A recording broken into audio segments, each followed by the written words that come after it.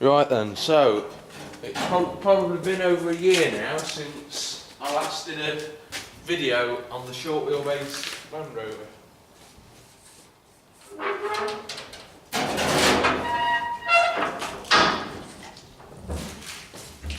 Just stop the door from blowing too. So it's now pretty much complete. 1973 short wheelbase Series 3. I decided to sell it after purchasing the Range Rover up in front there, and with the old 109 in bits, then it sort of left me without a vehicle at the time. The guy that bought it said asked me to finish the restoration for him, so I did do, and this is what came of it. So it's in a bit of a state, it needs a clean, but I'm just going to start the engine. It has run for a split second this morning until I thought, I know, I'll do a video. So that was that. This is it started.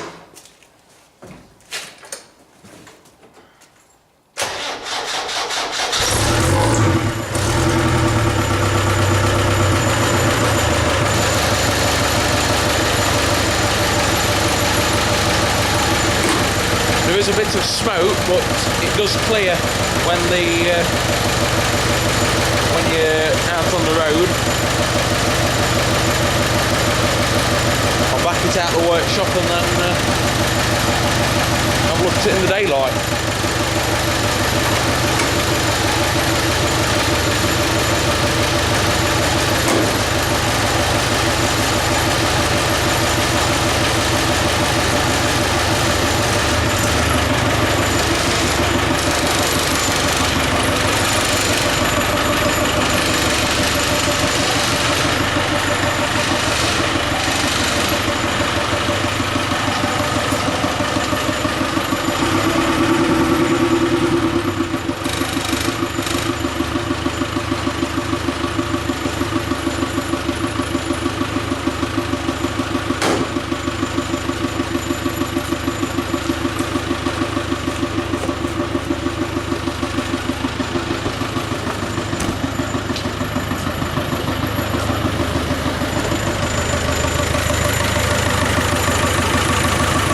So this is it out in the open.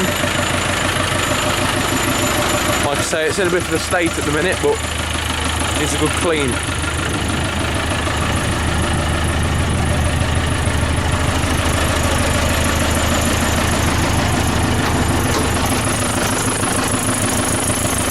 Like I say, dust everywhere. Right, I'm going to take it for a spin down the lane.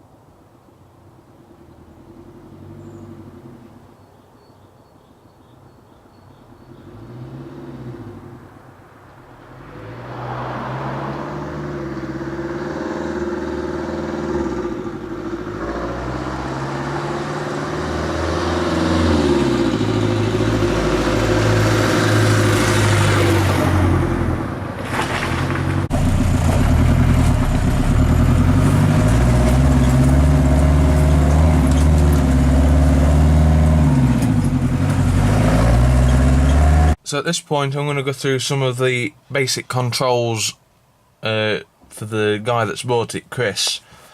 I don't know how familiar you are with Land Rovers. I know you've owned them in the past, but I just thought if you're not 100% on what to do with them, then you can come back to this video for your own use. So down here we've got a standard 4-speed gearbox, yeah? And then reverse is off to the left and forwards. In any of them gears you can use the overdrive, yeah? And I'll probably show you that in use in a minute. No. What you would do is in any of your 4 gears, including reverse, you would go along like you normally would, drop the clutch, that forward and then out, yeah?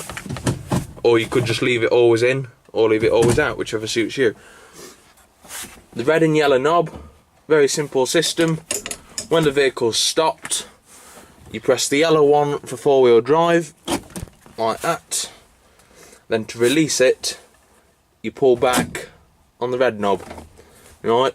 So this is high range, and then that's high range 4-wheel drive, yeah? And then if you pull back, then that comes into low range, yeah?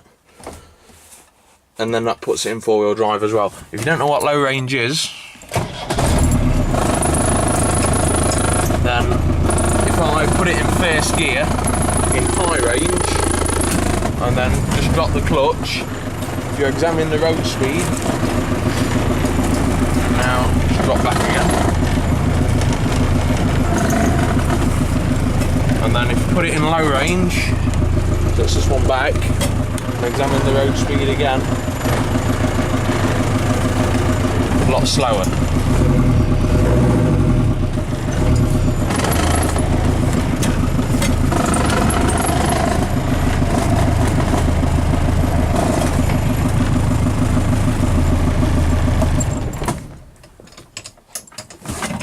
So that's the basic gear selection down there. There's also a plate that explains these 2 levers, but it doesn't explain the overdrive. But the overdrive is fairly simple. Got ignition key. You've got 2 sets of keys with this vehicle. The original set and this set that I've got here with a badge on as well. To start up, it's just simple enough. There's no glow plugs fitted at the moment. You can fit them if you want them, but you just simply like that. And sometimes have to just rev the engine up a bit to get the charge light out. That's that. This on the side here, that's your indicator, down for right and then up for left. Pull it forward once, then you can flash the headlights. If you push it back with the headlights on, then that's your main beam. On the end, that's your horn, like that. And then we've got 4 switches on here. The top one is the panel lights.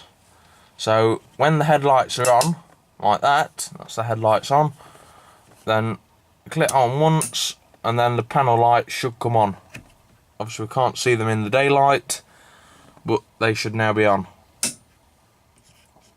If that's up, so they're off, if you push this one down twice, then as if by magic the interior light comes on.